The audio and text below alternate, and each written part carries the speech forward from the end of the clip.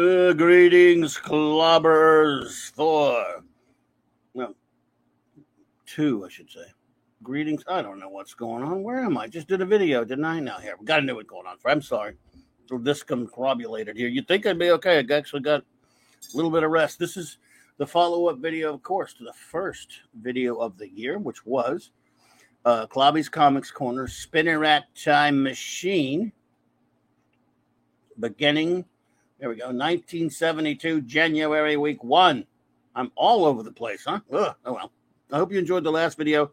I will try to make sense of this one. Basically, what I did was, as I always do with these videos, and you can check out in the description below the link to the playlist with all of my Clobby's Comics Corner Spinner Rack Time Machine videos, is I take you on a little trip to my comic shop that I've opened via my time machine that is in the shape of a spinner rack. And you come in and 50 years earlier, 50 years ago, 1970, nice round number, and you pick out your comics, and I do that, and I show you, of course, the comics that I picked out.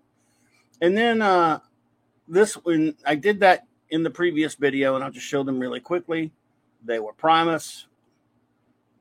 Number 2, there were Wonder. Well, it's called Adventure Comics 416, but it has other names. DC Spectacular 100-page World's Greatest Super Females, all kind of stuff. It was Daredevil 86.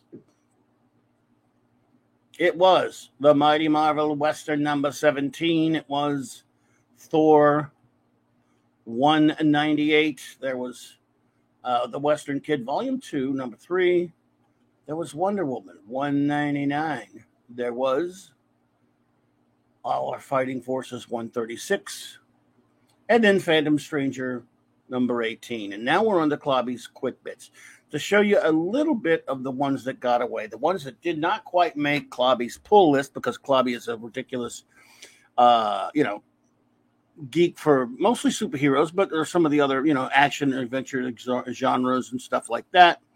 But it was a thriving comic book industry at the time. So the point of these Quick Bits videos is to just give you a quick bit look at some of the ones I didn't buy, but you might have bought. You might have pulled them off the stands back then. There's a lot of variety, that's one of the things I love about it. And here they are. Let's take a look at them, shall we? Clobberers. Let's take a look at the ones that got away. There's Alvin, number 24. That's right, Alvin and the Chipmunks.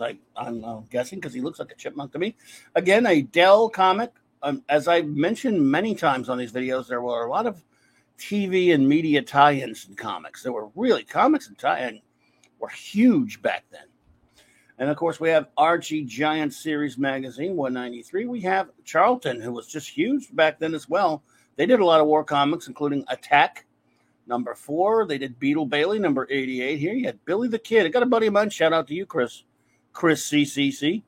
Good buddy of mine. Love the Billy the Kid comic from Charlton. You have Blondie, and that's a media tie-in of sort. It's a tie-in to the news strip. Bobby Sherman. Looking at you, D. Bud Martin. He's probably wondering why. I don't know about that one. I think you said that, didn't you? Cheyenne Kid from Charlton. Dell has Combat. Again, there were a lot of war comics, a lot of westerns. Number 2 of David Cassidy. I'm looking at you, D-Bud. You'd buy that, wouldn't you? Kidding. I don't know if you would or not. I think you said you would. That's all I'm saying, buddy. And I don't blame you. I'd be interested to look inside that one because I didn't research it, so I don't even know. Let's take a look. Who did the story and art? We don't have it. Doesn't say. Of David Cassidy. Number 2. I would like to know. I'm going to try to find out. If you're not, this is Mike's Amazing World blog, by the way, folks, and this newsstand session in particular. It's a wonderful research tool, but I also recommend the Grand Comics database. The GCD is pretty good. Dragon Wheels by Charlton. Fighting Army by Charlton, Fighting Marines by Charlton, For Lovers Only by Charlton, Geronimo Jones by Charlton. Dell has Ghost Stories. Dell is sort of making a kind of a comeback at that point, I guess. They were around for a while.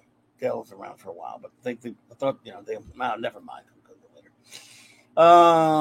Ghostly Haunts by Charlton, Ghostly Tales by Charlton, Horror from the Cheesy Cut Rate MF Enterprises, I Love You by Charlton. See, I put the pause there, so you all thought I was saying I love you, because I do, actually. So let's say it again, folks. Say it with me. I Love You. Number 96 by Charlton Comics.